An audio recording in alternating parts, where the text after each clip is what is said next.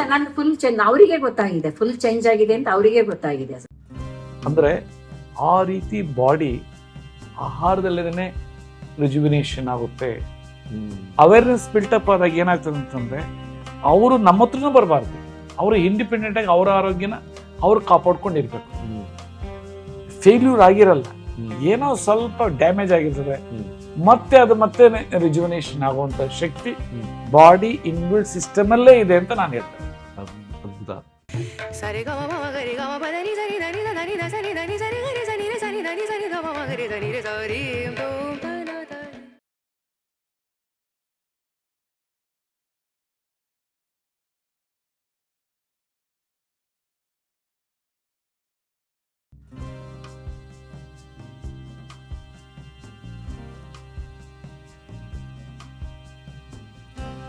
ನಮಸ್ಕಾರ ವೀಕ್ಷಕ ವರ್ಗಗಳಿಗೆ. ಸರ್ ನಮಸ್ಕಾರ. ಎರಡ ಪ್ರತಿ ವಾರ ಏನೋ ಒಂದು ಹೊಸ ಆವಿಷ್ಕಾರ. ಸರ್ ಇವತ್ತು ಹಾರ್ಟ್ ಪ್ರಾಬ್ಲಮ್ಗೆ ಮೆಡಿಸಿನ್ ತಗೊಂಡು ಅದರಿಂದ ಸೈಡ್ ಎಫೆಕ್ಟ್ಸ್, ಬಾಯಿಲ್ ಹುಣ್ಣು, ಹಲವಾರು ಬಗೆಯ ಸೈಡ್ ಎಫೆಕ್ಟ್ಸು. ಅವ್ರು ತಡ್ಕೊಳಕ್ಕಾಗದೆ ಕಡೆಗೆ ಹೇಳಿಬಿಟ್ಟಿದ್ರಂತೆ ಏನೂ ಆಗಲ್ಲ, ಹಿಂಗೇ ಬಾಳ್ಬೇಕು ನೀವು ಅಂತ. ಅವಾಗ ಇಲ್ಲಿ ಬಂದಿದ್ದಾರೆ. ಸರ್ ನೀವು ಹೇಳ್ಬೇಕು ಸರ್. ನೋಡಿ, ಇವ್ರಿಗೆ 14 ವರ್ಷದಿಂದ ಸ್ಟೆಂಟ್ ಹಾಕಿದ್ರು. ಸೊ ನ್ಯಾಚುರಲಿ ಏನು ಕಾರ್ಡಿಯೋವ್ಯಾಸ್ಕ್ಯುಲರ್ ಡಿಸೀಸ್ಗೆ ಪ್ರೋಟೋಕಾಲ್ಸ್ ಇದೆ ಅದು ಕೊಟ್ಟಿದ್ರು. 14 ವರ್ಷ ತಗೊಂಡು ಒಂದು 3-4 ವರ್ಷ ಹಿಂದಿನಿಂದ ಬಾಯಿ ಹುಣ್ಣಾಕಿತ್ತು. ಆ ಬಾಯಿ ಹುಣ್ಣಾದಾಗ ಏನಾಯ್ತು ಅಂತಂದ್ರೆ ಅಲ್ಟಿಮೇಟ್ಲಿ 1 ವರ್ಷ ಬರೀ ಮೊಸರಿನಲ್ಲಿದ್ದಾರೆ, ಮೊಸರನ್ನ ಅಷ್ಟೇ. ಆ ವೇಳೆನಲ್ಲಿ ಈ ಮನೆಮದ್ದುಗಳೆಲ್ಲನೂ ನಿಮ್ಮದೆಲ್ಲನೂ ಸ್ವಲ್ಪ ನೋಡಿ ಅವರೇ ಅಡಾಪ್ಟ್ ಮಾಡ್ಕೊಂಡಿದ್ದಾರೆ. ಸ್ವಲ್ಪ ಚೇಂಜಸ್ ಆದಾಗ ನಮ್ಮ ಹತ್ರಕ್ಕೆ ಬಂದಿದ್ದಾರೆ. ನಮ್ಮ ಹತ್ರಕ್ಕೆ ಬಂದು, ಸೊ ನಾನು ಬುಕ್ಕಲ್ಲಿ ಬರೆದಿದ್ದೀನಿ ಏನು ಮೆಡಿಕೇಶನ್ಸು, ಏನೇನು ಬಿಡ್ಬೋದು, ಏನೇನು ತಗೊಳ್ಬೋದು, ಅದು ಅವರ ಡಿಸ್ಕ್ರಿಪ್ಷನಲ್ಲಿ ವಿತ್ ಅವರ ಡಾಕ್ಟರ್ಸ್ ಒಂದು ಸಜೆಷನ್ ತಗೊಂಡು. ಸೊ ಆ ಒಂದು ಸಮಯದಲ್ಲಿ ಇದು ಶುರುವಾಯಿತು ನಮ್ಮ ಟ್ರೀಟ್ಮೆಂಟು.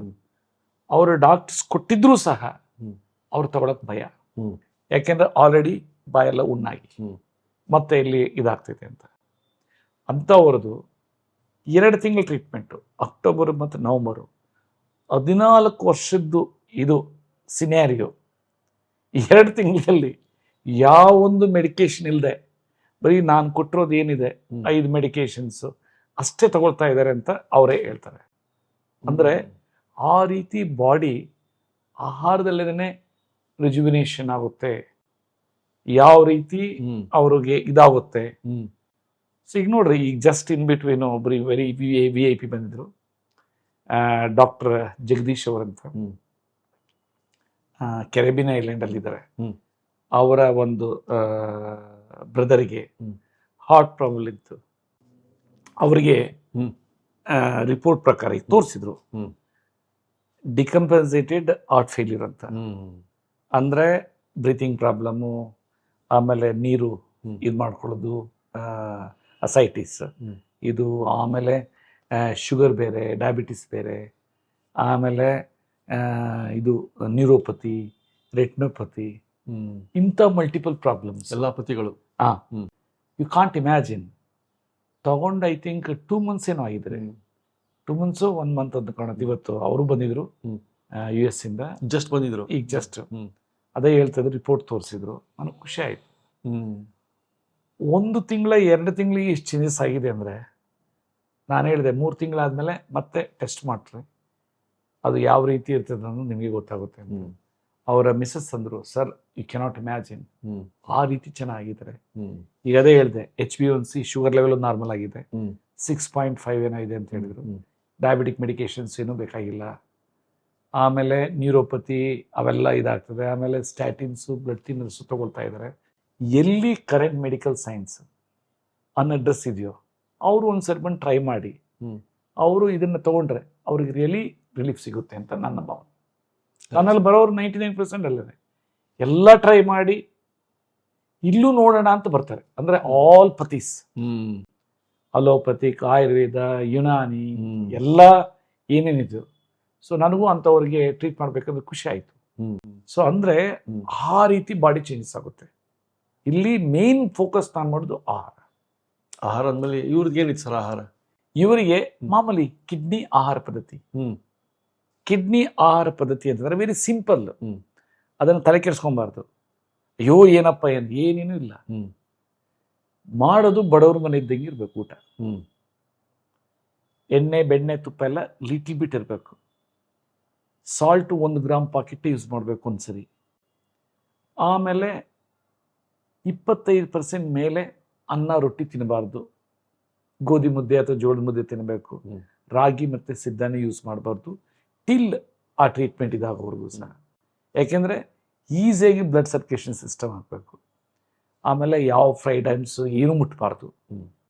ಆಮೇಲೆ ಅಡುಗೆ ಮಾಡೋ ರೀತಿ ಬೇಯಿಸ್ಬಿಟ್ಟು ನೀರು ತೆಗಿಬೇಕು. ಅದರಲ್ಲಿ ನ್ಯೂಟ್ರಿಯೆಂಟ್ಸ್ ಹೋಯ್ತು ಅಂತ ಯೋಚನೆ ಮಾಡಬಾರ್ದು. ಇಂಪಾರ್ಟೆಂಟ್ ಚೆನ್ನಾಗಬೇಕು. ಆಮೇಲೆ ಸಣ್ಣ ಒಗ್ಗರಣೆ ಕೊಡಬೇಕು. ಅದನ್ನು ಹದವಾಗಿ 2 ಮಿಕ್ಸ್ ಒಗ್ಗರಣೆ ಆದಮೇಲೆ ಎಲ್ಲ ಮಸಾಲೆನೂ ಹಾಕ್ಬೋದು. ಇವ್ರಿಗೆ ಎತ್ಕೊಂಡ್ಮೇಲೆ ಮನೆಯವ್ರಿಗೆ ಉಪ್ಪು ಹಾಕ್ಕೋಬೇಕು. ಯಾಕೆಂದರೆ ಆಯಮ್ಮನೇ ಅಡುಗೆ ಮಾಡೋದು. ಆಟೋಮೆಟಿಕ್ಲಿ ಅವ್ರಿಗೆ ಎತ್ಕೊಂಡ್ರು ಮನೆಯವ್ರಿಗೆ ಇದು ಮಾಡಿದರು.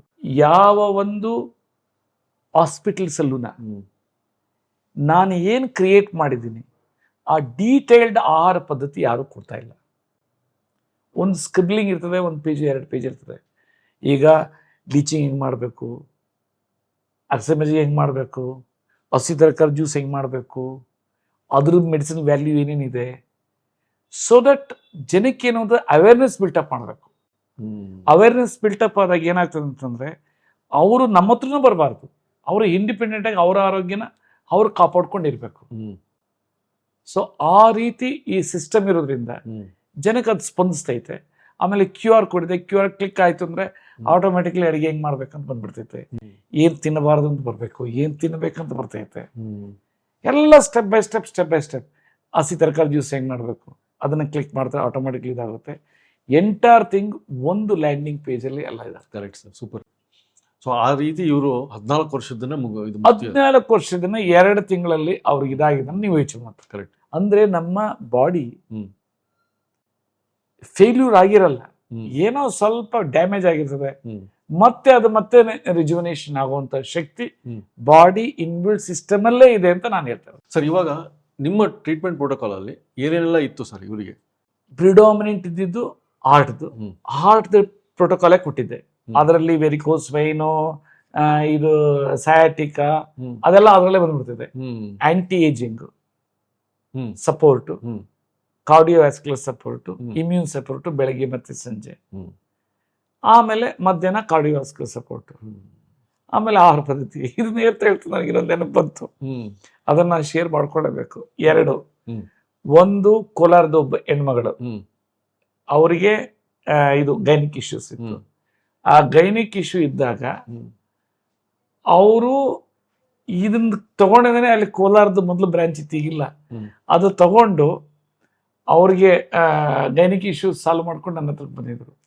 ಆಮೇಲೆ ಇನ್ನೊಬ್ರು ಚಿತ್ರದುರ್ಗದವರು ಹಾರ್ಟ್ ಪ್ರಾಬ್ಲಮ್ ಅಂದ ತಕ್ಷಣ 5 ಲಕ್ಷ 6 ಲಕ್ಷ ಆಗ್ತೈತೆ ಓಪನ್ ಸರ್ಜರಿಗೆ ಅಂದ ತಕ್ಷಣ ನಿಮ್ಮ ಎಪಿಸೋಡ್ ನೋಡ್ಕೊಂಡು ಏನೇನು ಡೀಟೇಲ್ಸ್ ಇದೆ ಫಸ್ಟ್ ಆಹಾರ ಪದ್ಧತಿ ಹೇಳಿದ್ರೆ ಅದರಲ್ಲೇ ಚೆನ್ನಾಗಿ ಚೇಂಜ್ ಆಗೋಗ್ಬಿಟ್ಟೈತೆ.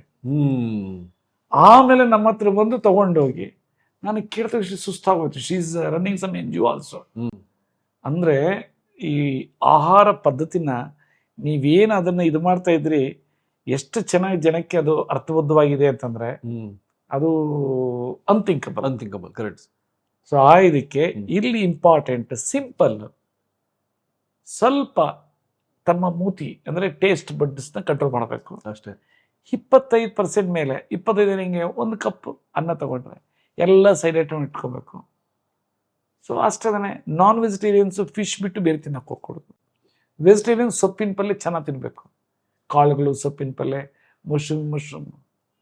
ಆಮೇಲೆ ಜ್ಯೂಸಸ್ ನಾನೇನು ಹಿಡಿದೀನಿ, 2 ಸರಿ ರಾ ವೆಜಿಟೇಬಲ್ ಜ್ಯೂಸು, 2 ಸರಿ ಇದು ಏನು ಬಾಳೆ ದಂಟಿನ ಜ್ಯೂಸು, ಇಲ್ಲ ಅಂದರೆ ಸೋರೆಕಾಯಿ ಜ್ಯೂಸು, 2 ಸರಿ ಅಗಸೆ ಮಜ್ಜಿಗೆ, 1 ಸರಿ ಬೆಳ್ಳುಳ್ಳಿ ಶುಂಠಿ, 1 ಸರಿ ಸಿಕ್ಕಿದ್ರೆ ಯಾವುದು ಹರಳಿ ಎಲೆ ಮತ್ತು ನೀಮೆಲೆದು ಅರ್ದು ಬಿಟ್ಟು ಇದು. ಸೊ ಮತ್ತೆ ಮೈಂಡಲ್ಲಿರಬೇಕು ನಾನು 100% ಚೆನ್ನಾಗಬೇಕು. ಹೌದು. ಆಮೇಲೆ ನಾನು ಚೆನ್ನಾಗಿ 100 ವರ್ಷ ಮೇಲೆ ಎಂಜಾಯ್ ಮಾಡಬೇಕು ಲೈಫ್. ಆರೋಗ್ಯ ಯಾರು ಸಪೋರ್ಟ್ ಇಲ್ದಂಗೆ ಸಪೋರ್ಟ್ ಇಲ್ಲ. ಅದು ಇಂಪಾರ್ಟೆಂಟು. ಹ್ಮ್. ಹಾಗೇನೆ ಲೈಫ್ ಇರೋದಂತೆ ನಾವು ರೋಗಗಳಿಂದ ತುಂಬಿಕೊಂಡು ದಿನ ಬೆಳಗಾದ್ರೆ ಹೌದು.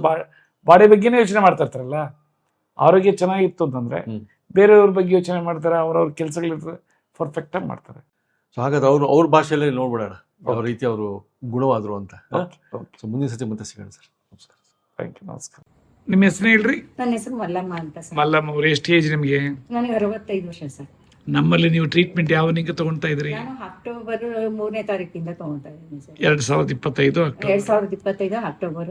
ನಾವು ನೋಡಿದೆ ನಿಮಗೆ ವೆರಿಕೋಸ್ ವೈನು, ಆಮೇಲೆ ಕಾರ್ಡಿಯೋವ್ಯಾಸ್ಕ್ಯುಲರ್ ಇಶ್ಯೂಸ್, ಹಾರ್ಟ್ ಪ್ರಾಬ್ಲಮ್ ಎಲ್ಲದನ್ನ BP ಸರ್.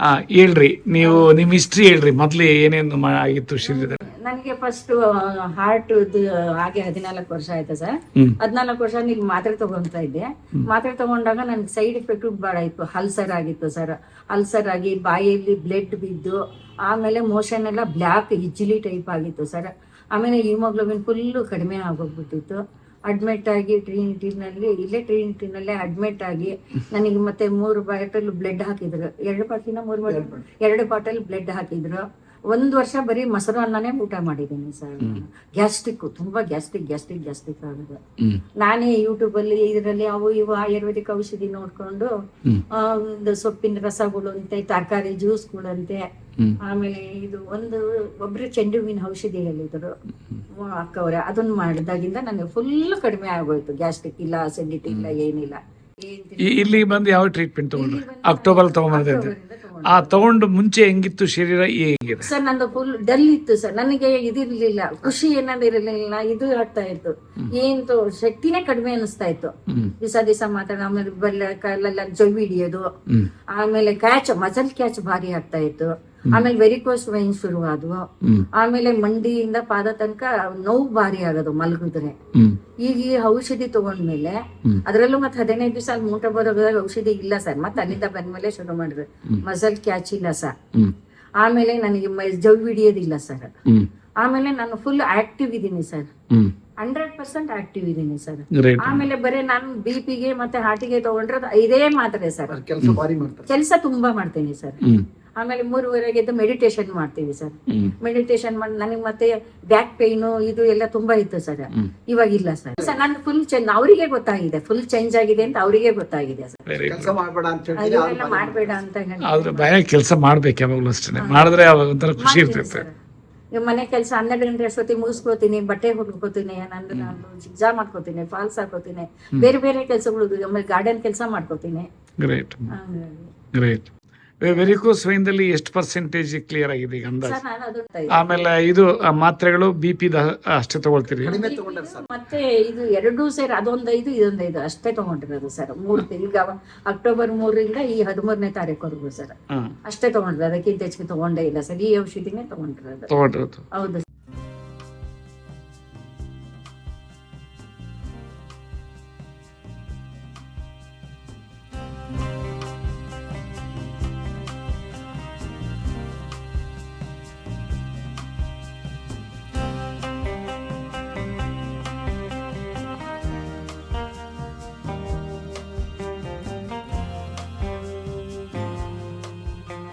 ಇನ್ನೂ ಅನೇಕ ಸ್ವಾದಿಷ್ಟ ರೆಸಿಪಿಗಳಿಗಾಗಿ ಸಬ್ಸ್ಕ್ರೈಬ್ ಮಾಡುವುದನ್ನು ಮರೆಯಬೇಡಿ.